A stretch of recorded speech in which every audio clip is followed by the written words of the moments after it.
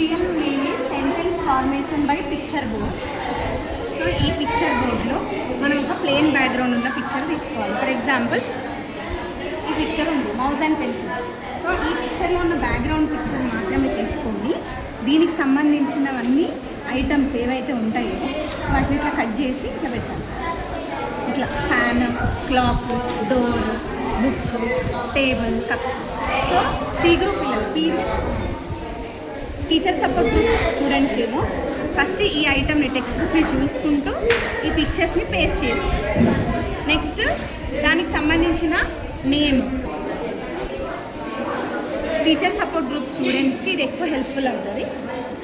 ఇందులో మనం background picture తీసుకున్న తర్వాత దీంట్లో ఉన్న పిక్చర్స్ని కట్ చేసుకొని ఇట్లా సపరేట్గా ఇట్లా తీసుకోవాలి.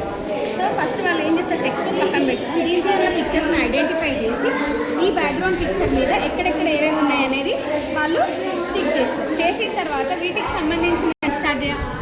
దాని తర్వాత వొకాబులరీ నేర్చుకుంటారు. పిక్చర్ అవుట్ ఆఫ్ తర్వాత ఫ్యాన్, క్లాక్ అని చెప్పేసి ఏ ఐటమ్ ఏ ఆబ్జెక్ట్ మీద దాని పేరు పెడతారు.